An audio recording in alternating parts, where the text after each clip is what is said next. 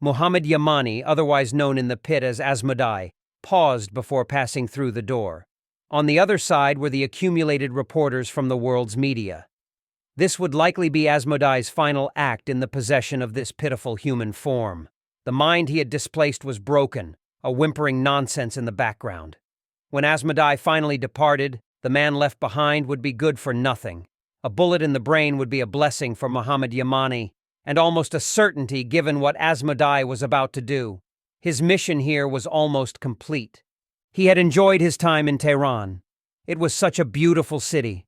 Such a shame to make it all burn.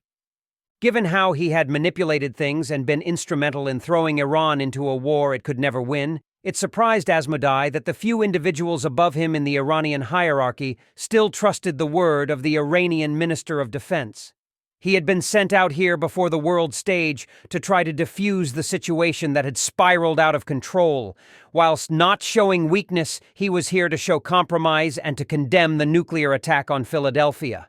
The Iranian president and the Iranian supreme religious leader had not been made aware of the nukes that had been smuggled into America. That had been done by a previous regime. The details kept to a select few individuals, Muhammad Yamani being one of them. Those in power thought they could somehow deny reality. As Asmodai walked through the door, there was a buzz of anticipation. He took his time walking to the podium, camera flashes firing off, the reporters kept at a safe distance. All the American media had been invited, as well as those covering Europe and the Far East. The world would hear what he had to say. Soldiers were there to hold the press back and protect Asmodai, each man hand-selected for their religious zealotry. If only they knew they would be serving evil this day. There was no surprise when the Iranian defense minister started speaking English. Like many in the Iranian administration, he'd had a Western education. I am here to answer the allegations of the infidel American president, Asmodai said. He had not written out a speech, for there was no need to. What would follow would be an ideologically driven diatribe that would embarrass most peace-loving Muslims. That was how everyone watching would view it. There would be no questions allowed from the press who were merely here to listen and record. They would take the morsel he was about to feed them and chew on it hungrily. For decades, Iran has been under the heel of the American aggressors. From their attempt to steal my country's vast oil reserves, through the overthrow of Mohammad Mossadegh and the imposition on Iran of the vile Western puppet Mohammad Reza Pahlavi, Iran has been at war all my life. The crowd before him stirred at the use of the word war. These monkeys were so easy to play. There were some with formidable minds, a rarity that Asmodai didn't need to trouble himself with. Most of what was left of humanity was easily guided into foolishness and self-destruction. Time and again, America and her allies have tried to interfere in the affairs of a sovereign country. For years, the People's Republic of Iran has faced sanctions and armed insurrections. We have been patient and tolerant, but no longer can we stand by and let outside forces try to usurp the government of this great and powerful country. Some of the press seemed to detect the danger that was about to be unleashed. These were not the words to calm a crisis. This speech was meant to inflame tensions and ignite a conflagration that threatened to take the world with it. Several decades ago, we purchased several suitcase nuclear devices from the Russian government. A lie, but one that helped forge the required narrative. The nukes were bought from military officers looking to make a quick profit when the Soviet Union collapsed. These devices were placed in several prominent American cities as a deterrent.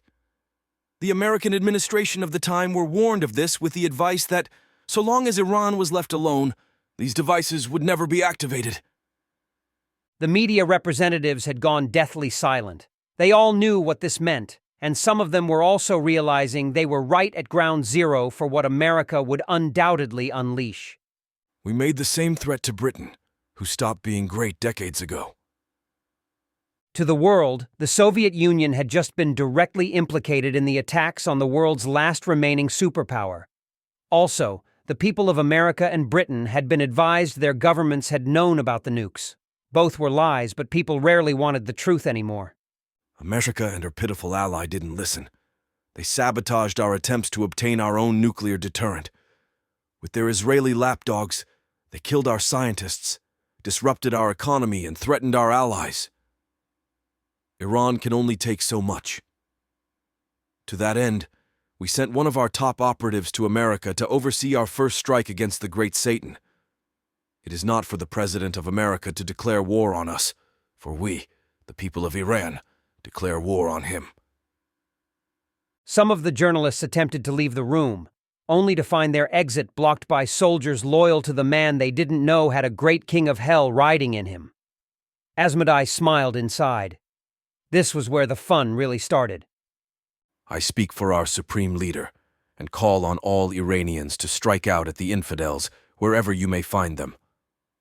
Kill them in their homes and on their streets. Bring Allah's holy fire to their schools and their churches.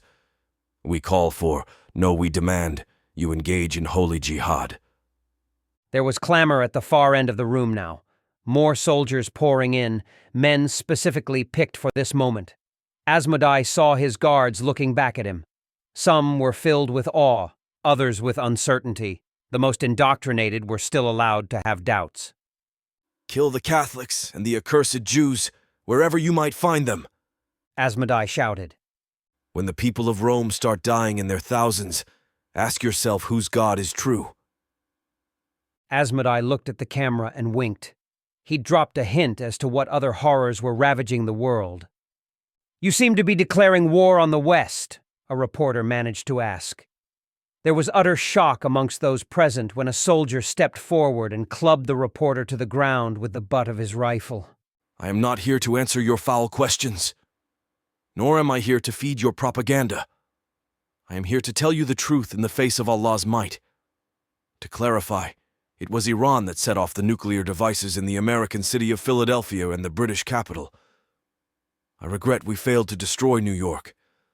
America has too long supported our enemies, so it is time for the true soldiers of Allah to rid the world of the American scourge. I have already ordered our militias in Iraq to attack all American forces there. Any ship that enters our territorial waters will be sunk. Any American plane entering our airspace will be shot down. Any American soldier to set foot on our sovereign soil will be killed in the most brutal manner imaginable. Once again, the great Persian Empire will cast off its shackles and straddle the world. Asmodai drew in close to the microphones that adorned his lectern. He set his voice low. And just so you know, there are more nuclear bombs out there. Which city will be next?